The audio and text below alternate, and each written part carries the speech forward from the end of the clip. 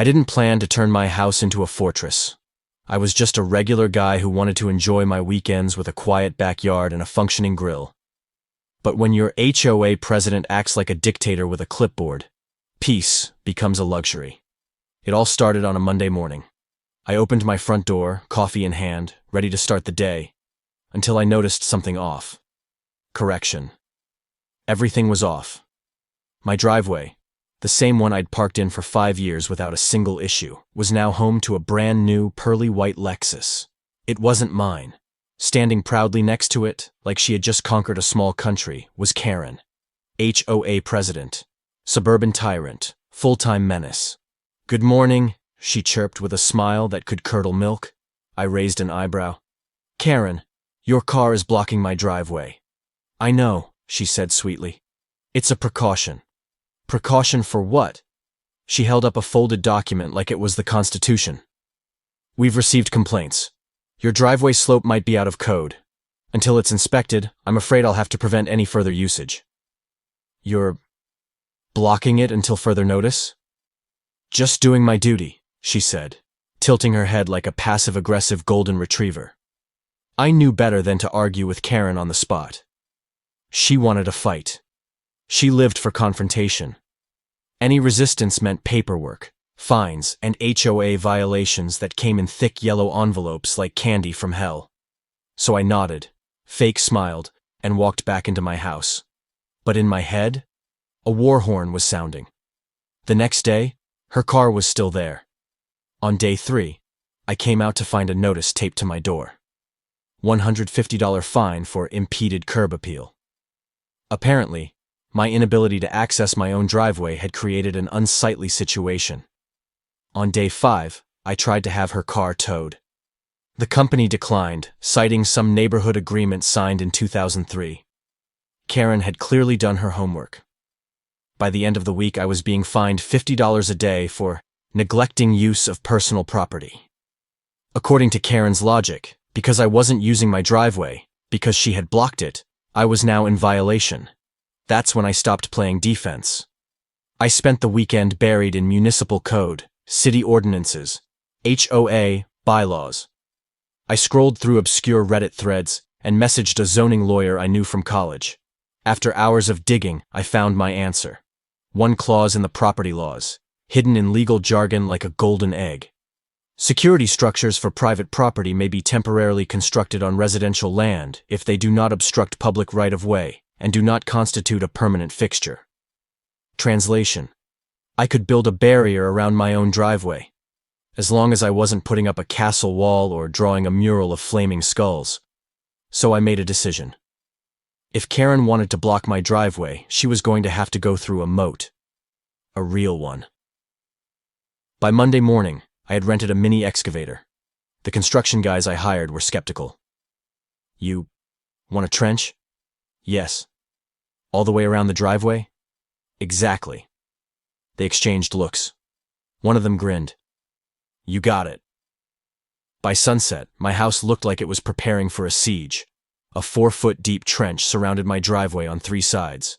No ramps, no paths, just dirt, gravel, and a very clear message. Stay out. Karen showed up the next morning, latte in hand, expecting to add another fine to her growing collection. Instead, she saw her Lexus straddling a pit like it had been dropped into a movie set. Her jaw dropped. "What? What did you do?"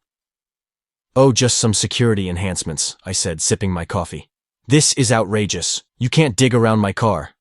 "Sure I can," I said, pulling out a copy of the ordinance. City Code, Section 48C, Subsection 12, Temporary Security Structures. Totally legal. Karen's face turned several shades of red. "This is war," she hissed. I nodded. Finally, something we agree on. But I wasn't done. Because the trench? That was just phase 1. I had bigger plans. I didn't plan to turn my house into a fortress. I was just a regular guy who wanted to enjoy my weekends with a quiet backyard and a functioning grill. But when your HOA president acts like a dictator with a clipboard, peace becomes a luxury. It all started on a Monday morning. I opened my front door, coffee in hand, ready to start the day, until I noticed something off. Correction. Everything was off. My driveway, the same one I'd parked in for 5 years without a single issue, was now home to a brand new pearly white Lexus. It wasn't mine. Standing proudly next to it, like she had just conquered a small country, was Karen, HOA president, suburban tyrant, full-time menace.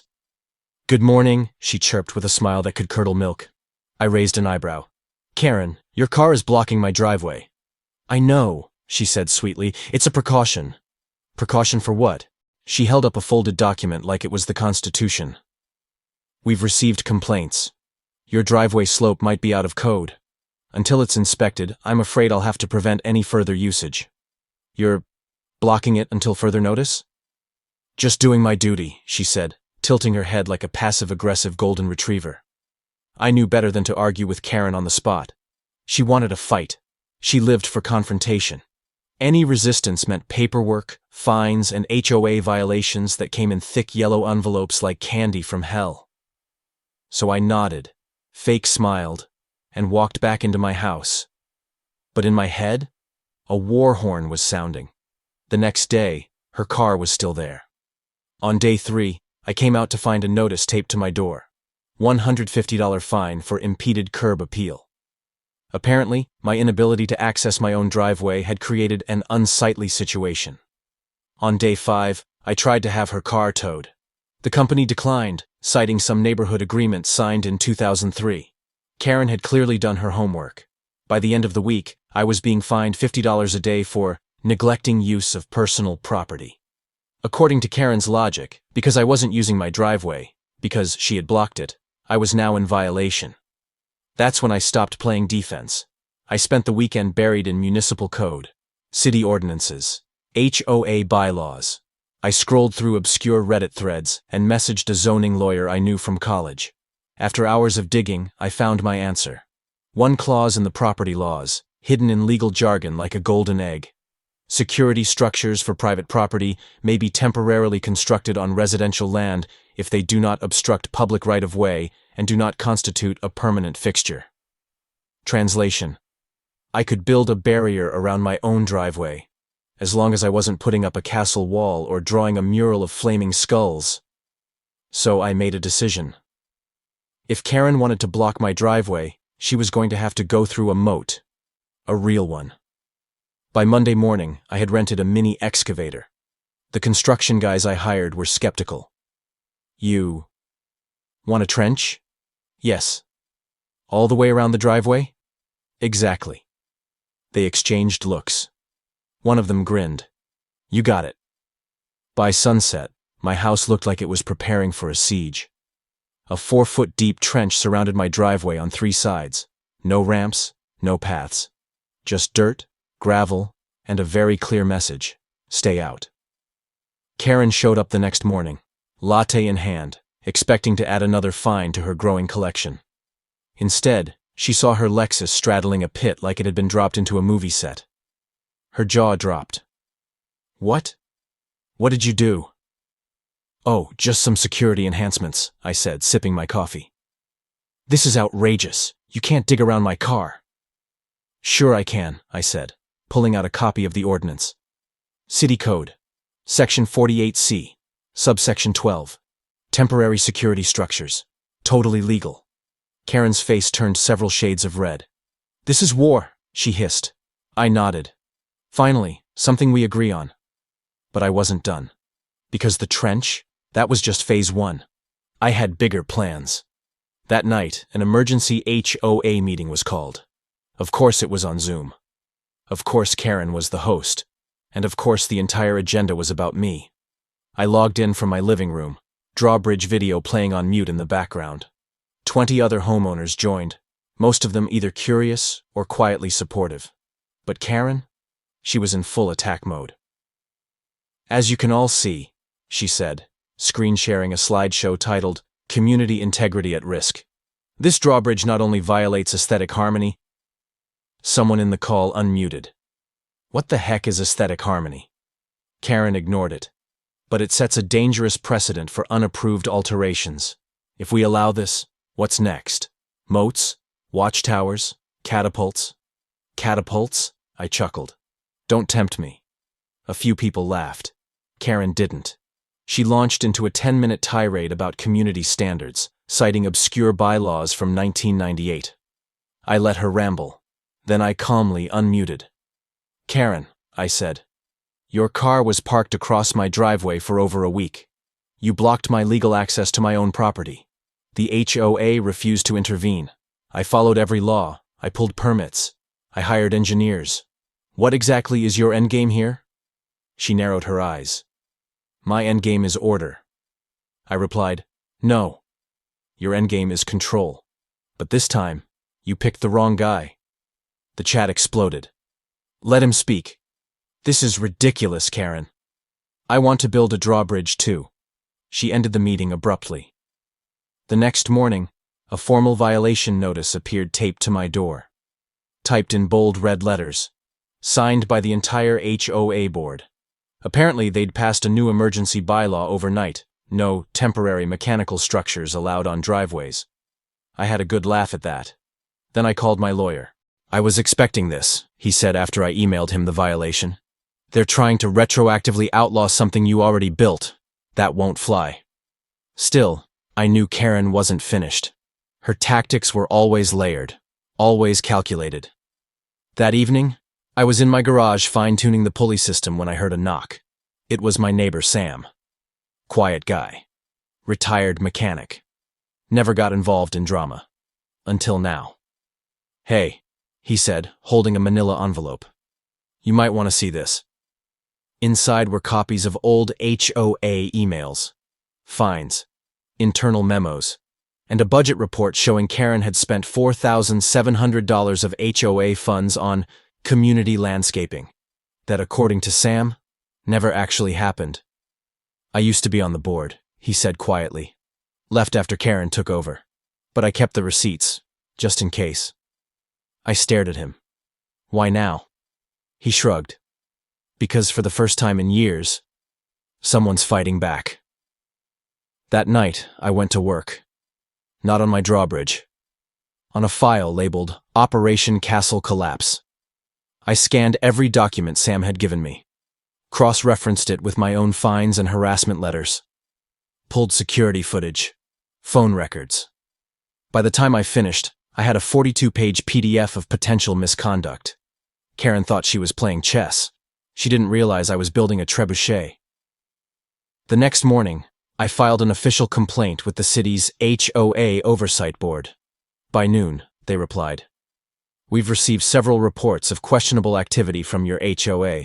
We'll be launching an investigation. Please retain all documentation. My heart raced. The tide was turning. By sunset, word had spread.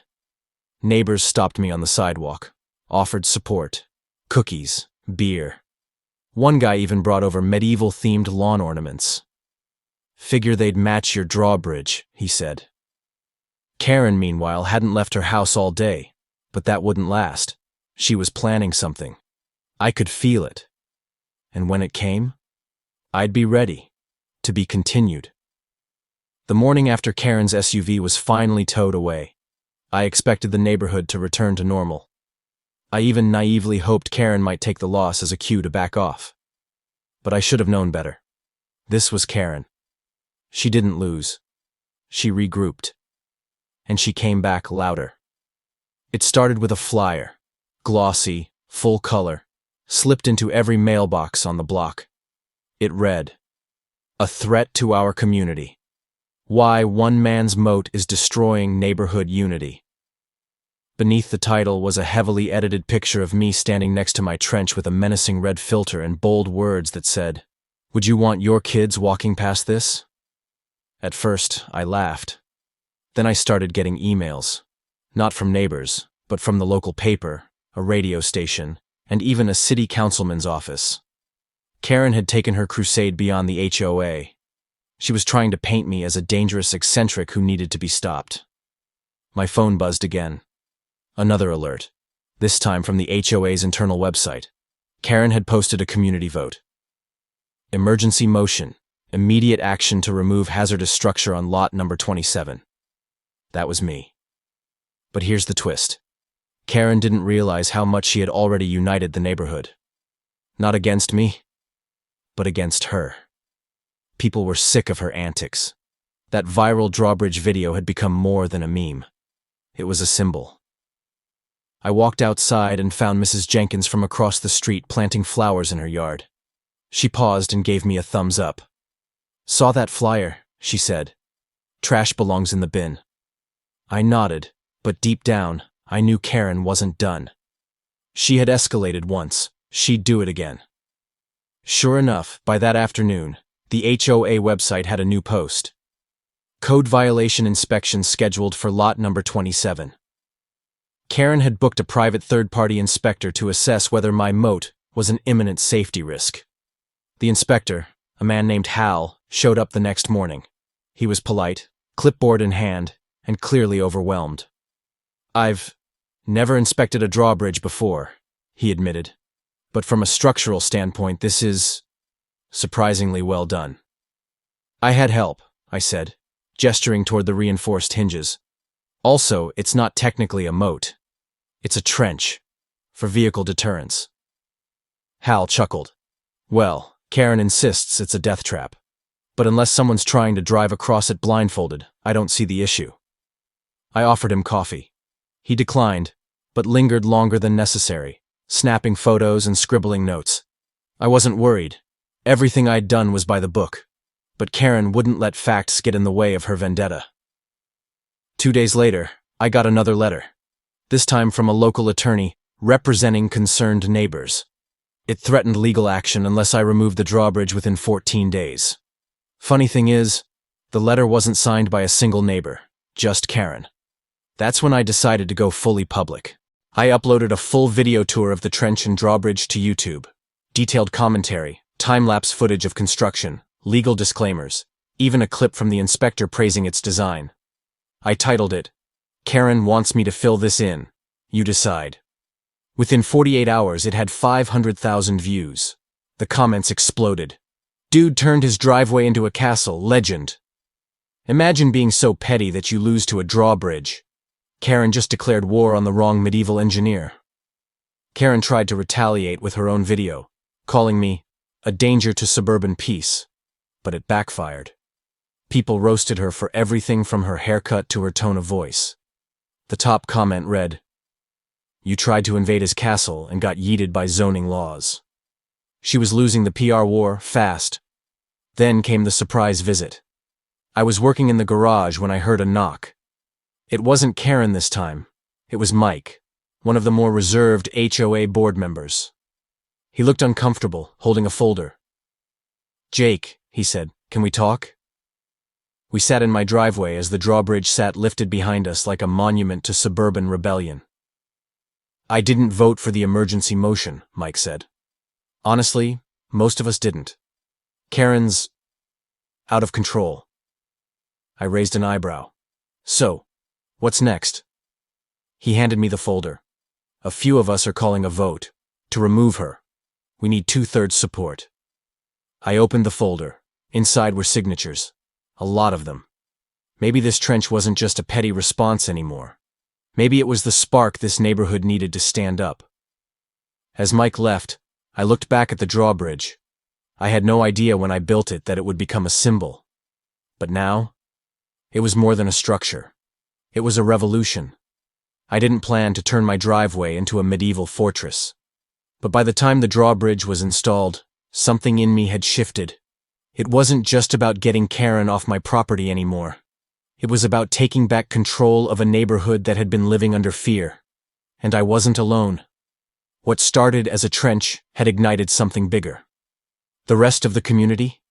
They were watching. Closely. The morning after the drawbridge was completed, I stood at the edge of my lawn, coffee in hand, watching as Karen's SUV sat helplessly marooned on my concrete island. The bridge was up, her wheels were off the ground, and the panic in her eyes was glorious. She paced the sidewalk like a general without an army. She'd called every local agency she could think of, code enforcement, city planning, even animal control, hoping someone would shut me down. But my permits were in order. Every inch of this ridiculous, wonderful setup was legal. And Karen? She was unraveling. That afternoon, I got an envelope taped to my door. Not mailed, not slid through the slot. Taped. Aggressively. I peeled it off and read the letter inside. This is your final warning. You are in violation of HOA Regulation 12.7 regarding unauthorized land alterations and disruptive property modifications. Remove the drawbridge within 48 hours or face legal escalation. K. Thornwell, HOA President. I chuckled. She was still calling herself President, as if the last board meeting hadn't happened. I kept the letter, of course, added it to my growing folder. But it wasn't the letter that caught my attention. It was the fine print she'd scribbled on the back. A list of violations she planned to charge me for. Each one more absurd than the last. Obstruction of visual uniformity. Excessive use of historical references. Creating a spectacle. Creating a spectacle. That one actually made me laugh out loud, because that was the plan. I'd started getting anonymous messages slipped into my mailbox, neighbors thanking me. A family from 3 houses down told me how Karen once fined them for letting their kids draw chalk on the sidewalk. Another couple revealed she'd banned their mailbox decorations for being too festive. People were fed up. But they were scared. Karen had turned this place into a mini dictatorship. I wasn't scared anymore. I was pissed. So I doubled down. I called a local landscaping crew and had them install a row of torches. Yes, actual torches, along the trench. Decorative, solar-powered, and perfectly compliant with the fire code. I added a small sign at the edge of the drawbridge that read, "Private property. All trespassers will be catapulted." That evening, my security camera caught Karen storming past with a clipboard in one hand and a measuring tape in the other. She didn't step onto my property, not after the last warning from police, but she stood there for a good 10 minutes, scribbling notes furiously and muttering under her breath. The next day, she struck back. I opened my front door to find a crew of men in reflective vests standing on my lawn. The lead guy held a clipboard and looked almost apologetic. "Ma'am," he said, "we received a request for a soil stability inspection." Something about trench erosion causing foundational risk to neighboring homes? Karen, of course. But again, I was ready. I handed them my permits. The engineer I'd hired had already documented the build. My trench wasn't going anywhere. The crew shrugged and left. One of them whispered, "Honestly, this is the coolest thing we've seen all week." That evening, Karen tried again. This time, she held an impromptu HOA meeting in her front yard. She pulled out a folding table, a microphone, and a stack of printed flyers titled, "Why the Drawbridge is a Threat to Our Community." No one showed up. Well, except for a few teens who brought popcorn and lawn chairs. They streamed the whole thing on TikTok. It got over 200,000 views in 24 hours. Caption: When your HOA president loses her last marble. By the time the sun set, Karen had retreated inside, defeated again. But I knew she wasn't done. People like her never are. I called my lawyer and told him to prepare for escalation. I wanted to go on the offensive. Not just defend myself, but dig into Karen's entire rulebook. If she wanted a war, I was going to bring receipts. And I had a lot of them. The next morning, I started compiling files. Every fine she'd ever issued. Every suspicious reimbursement on HOA budgets. Every time she'd used community funds to install new flower beds that only ever appeared in her front yard. I even found an invoice for a HOA strategy retreat at a luxury spa, and guess who signed it? Yup, Karen. I had enough material to start my own documentary. And that's when it happened. My doorbell rang. I opened it to find a group of neighbors standing there, 6 of them, holding coffee, pastries, and a manila envelope. "We've had enough," said Mr. Jenkins, a retired teacher and longtime resident. "We want to remove her, officially, but we need your help." I smiled, stepped aside, and invited them in. The drawbridge wasn't just a petty revenge plan anymore. It was a movement, and we were just getting started. Karen was gone, officially, legally, and yet... The silence felt suspicious. The morning after the vote, The neighborhood felt like it had exhaled after holding its breath for years. Kids rode scooters down the sidewalk without parents glancing nervously over their shoulders. Mr. Jenkins put his flamingo lawn ornament back where it belonged, dead center of his front yard. Even the Gonzalez twins set up a lemonade stand without fear of being cited for unauthorized commercial activity. But I couldn't relax. Not fully. Because people like Karen don't just disappear. She may have lost the presidency, but she hadn't lost her obsession. And on Tuesday morning, I found out just how far she was willing to go. I was sipping coffee on the porch when the mail truck pulled up. The carrier handed me a thick envelope with no return address. Inside, a lawsuit. Karen was suing me personally. Not through the HOA, not with official power. Just her, acting as a private citizen, claiming emotional distress, property damage, and, my favorite, architectural harassment. Architectural harassment. She even listed the trench as a malicious moat. It was ridiculous. But I knew better than to shrug it off. Because ridiculous things in court have a way of becoming real problems when you don't take them seriously. So I called Reggie. Again. He met me that evening with a manila folder and a grin. She's really trying to go down swinging, huh? Swinging, I said, with a copy of Photoshop and a YouTube video about castle laws. Reggie chuckled. Let's give her a finale she won't forget. We got to work. I started pulling everything. Video clips, emails, screenshots, security footage, every instance of Karen's harassment. From her sneaking around my yard in the middle of the night, to the fake fines, to the public meltdown at the HOA vote. Reggie filed a countersuit that same week, not just to dismiss hers, but to formally pursue defamation, harassment, and abuse of power while in HOA office. And then, we waited. But here's where things got weird. Suddenly, Karen's house went dark. No lights at night, no car in the driveway, no sign of her perfectly manicured roses getting watered. She just vanished. For days.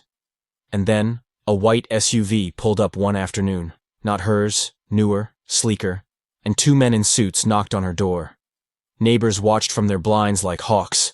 The rumor mill exploded. By Friday, I got the real story. Karen wasn't just being investigated for HOA misconduct. The city had opened a full investigation into her financial dealings. Apparently, our HOA wasn't the first one she'd controlled like a dictator. She'd been fined in another neighborhood 5 years ago for illegal fund usage. Settled out of court. Moved here. Did it again. And now, the city wanted answers. That weekend, Sarah from 3 houses down baked a cake that said, "Ding dong, the queen is gone," in pink frosting. It was the most passive-aggressive pastry I'd ever seen. But it felt good. All of it.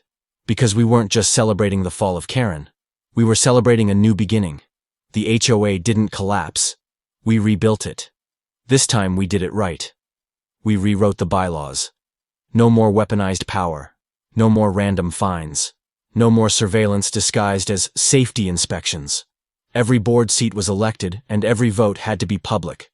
Transparency wasn't just a word, it was policy. I was offered the role of HOA president, politely declined. I'd had enough politics for one lifetime. Instead, I helped launch a neighborhood committee focused on kindness. We called it the Porchlight Pact. Basically, if your porch light is on, you're open to help. Kids, elderly, new families. Everyone knew whose door they could knock on. Funny how quickly a place changes once fear is gone. The trench? Still there. Not because I need it, but because it became something more. Visitors stop to take pictures. Kids ride their bikes over the Drawbridge. A group of teens made a short film about it for their school project. Even the local news came back. This time, not for drama, but to do a "Where Are They Now" piece on how a neighborhood saved itself. The best part? The plaque. It sits at the entrance of the Drawbridge, etched in brass, simple and clean.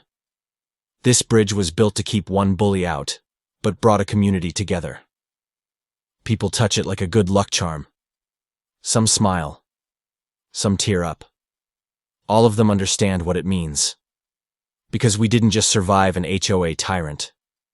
We turned her downfall into a blueprint for change. Not with hate, not with violence, but with creativity, with stubbornness, with a little help from an excavator. So, to anyone watching this who's dealing with a Karen of your own, remember, rules can be used for justice just as easily as they're used for control. Know your rights, know your neighbors, and never underestimate what a little trench and a lot of courage can do. Because sometimes the only way to build a better world is to start by digging a moat. The end.